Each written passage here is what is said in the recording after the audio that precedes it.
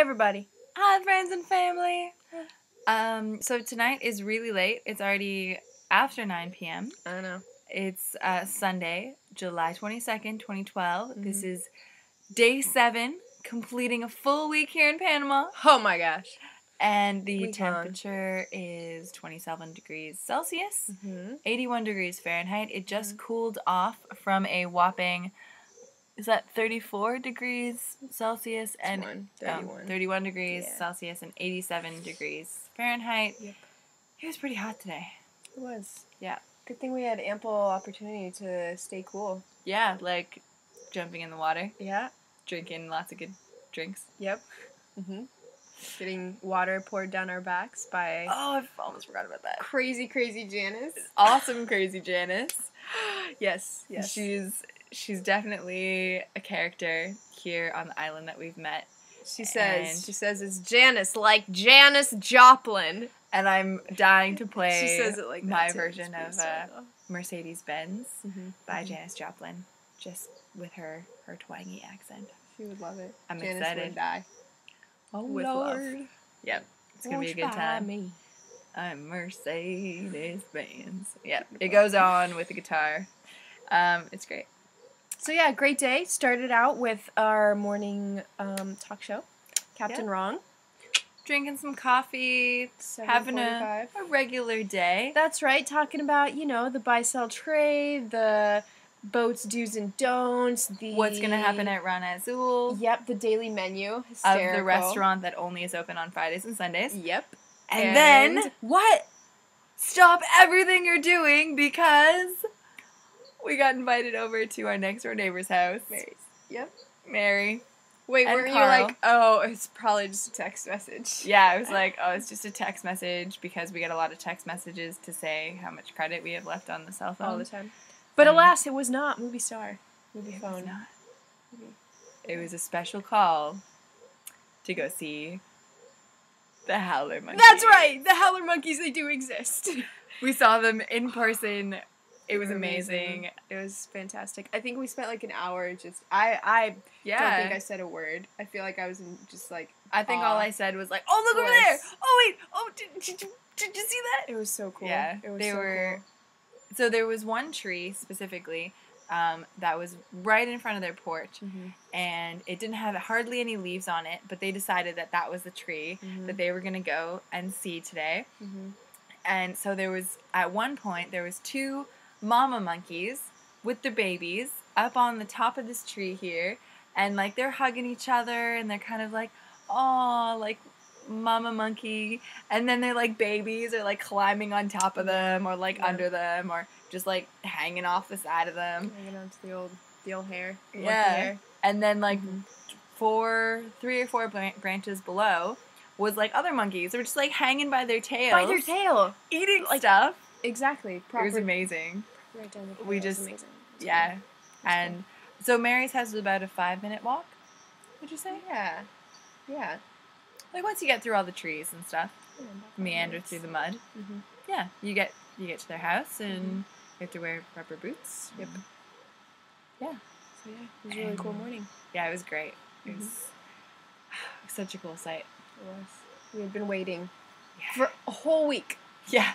Well, it feels like so much longer than that because we hear them all the time. Yeah. And yesterday we were sitting on the porch and we heard like on our right-hand side like a woo, like monkey sound, and then like on our left an even louder one, and then they would call back, and it was like this back and forth, and we're like, when are we gonna see these monkeys? Turns out we just had to see them today. And it was Jen took some really great pictures, so hopefully we'll post those. They have such great faces. They're these small. They're pretty small for the sound that they make. Yep. A lot smaller than I thought. They're actually, compared to their size, the animal, I don't know if it's the mammal or the animal that can be heard the farthest, they can actually be heard up to 2 miles away. And they're insane. I'd say the size of like a big cat. Yeah. I'd say like, probably like this big. Yeah. Full grown. Yeah. Yeah. Ish. So like a little puppy, a big cat, and they make so much noise. Yep. I thought they were a lot bigger. And they're mainly black. They have like a black cute little face, and then they have like an orange patch somewhere on their body. Yeah, very cute little guys. I'm excited to see them again sometime. And we got to see them through binoculars as well, which was pretty cool. Another animal I saw yesterday, which I was so excited to see and then so disappointed, was the scorpion. I saw a scorpion yesterday. It's like that big. It was maybe the size of a loony. For all of those from the States out there, a loony is a piece of money that's approximately the size of a quarter. Bigger than a quarter. Okay, a little bit bigger than the quarter. You guys have a dollar now? I mean, yeah. It's a coin dollar. It's not as popular as... It's not as popular, but you know what it is. Some of us may. Okay. Well, us in Canada call it a loony because it has a loon on it. Yep. So, you guys don't have two knees either, then? I don't know. Sure. Alright. So, it was about the size of a big coin. Yeah. And it wasn't very exciting. I have imagined scorpions to be, like, at least the size of your palm. These big, black, shiny things that, like, are, you know, filled with poison and black and, big, scary scorpion. No. No dice. I was very disappointed. Turns out poison comes in all shapes and sizes. Yeah. Sam. Especially disappointment. The size of disappointment. So I hope I get surprised by another larger scorpion. I've seen so many from a safe distance, obviously, but it's just like I've seen so many crazy bugs out here that this scorpion was a letdown. Impressive. Like yesterday, we had this man-sized man-eating-sized bug clawing at the screen, making so much noise I thought it was an animal, and it ended up just being like a bug that's like as big as my hand with like aggressive arms and legs and wings. And that was way more impressive than this coin-sized scorpion. Yeah. So it didn't bite me either. Or sting her. Or sting me or anything, because it was tiny. What's it gonna do to me? Yeah. It's just gonna disappoint you. Yeah. That's all. Other things that were exciting today to do with animals. Yes. Swimming. Oh, yes. We were invited to our neighbor boat. Well, the neighbor in the bay. She has her sailboat anchored in the bay, and she invited us over for a swim with her dog. Yeah. Because she has a decently giant-sized pit bull. Actually, I was very surprised. I was like, you're just not a little dog, are you? Yeah. And that dog lives on the ship. Yeah, and lives on the boat with them. Exactly, and she says, go outside, and he goes out of the cabin and then goes to the bow of the boat, and they have like a green space where he does his business, which is kind of hysterical. And then he gets about 20-minute swim every 2 or 3 days, and he swims. He's all muscle, and it's really neat because they built a stair up for him so he can like swim up to this net, and that's held out by 2 PVC pipes out of like some makes steps. Like a U shape. Yeah, and so he swims up to the nets and then can like get back onto the boat himself, which is pretty incredible. Yeah, and or he can just hang out on the pipe kind of thing, too. So you can catch his breath. And he's pretty cute. Like he makes sure every single person's okay. So there was 3 of us swimmers, and he'd like go up to each person to be like, "Are you okay? Are you okay? Are you okay?" And then like someone would do something, he'd be like, "Okay, are you okay? Are you okay?" And it was pretty cute. I liked it a lot. But so we just jumped off her boat into the water. I saw a really crazy looking jellyfish, which I'm excited to look up online and see what it's like. It was purple and electric looking. I would describe it as having a piece of tinsel stuck into it because it was like very electric looking. But I'll give you further details once I know what it is. Yeah. And then after our boat ride, I thought, our house isn't that far away, so I might as well just, follow Jen in the boat. Like, I'll swim beside. And then Laurie was like, well, you could just tug that boat and tow that boat. Yeah. And I was like, all right, challenge accepted. Dived into the water, dove into the water. Grammar lesson as well as a swimming lesson. Dove into the water and grabbed onto that line, not a rope. Nicely Not done. a rope. It's a line. Yep. Grabbed on the line. There are no ropes on ships, we were told with disgust. Yes. We'll Make that for life. mistake again. Alright. It's not a rope. Yeah. As soon as it's attached to a boat, it's a line. So grabbed onto the line and swam, pulling the boat all the way to the mangroves, and then made a quick right-hand turn to the dock.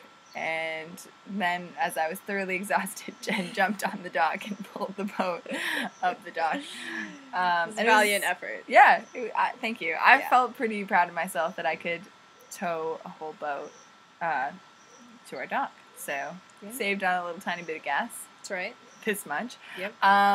Which we needed because we were the carpoolers that drove to Rana Azul today. Yes, that was a big fat 5-hour chunk of our day that we skipped over there. Yeah, that was pretty cool. Yeah, we started out by picking up Laurie, who lives in our bay. She called us on the net. Oh yeah. She's like, once she called us on the phone and told us our net was off. Sarah. Yeah. Don't say that. Come on. But no, she said it. Sure enough, Sarah Valero. This is Mother Jones. And then we said, Mother Jones. This is Sarah Valero. Up one. And she did it. Switched the channel up and had a whole conversation on the radio net. In the midst of us laughing with delight of being like, it worked! Yeah. It was just amazing. I think, that was pretty cool. So we went and picked her up, and then she contacted Eileen Farrell, and then we went and picked them up at their boat. So it's not enough to just learn people's names here. You have to learn their ship. Yep. Or their house. What the names are for everything. So every house has a name, and every ship has a name. And so you have to learn who lives on what boat, and then you have to call that boat. So, and then, you call everyone basically by their boat. Yeah.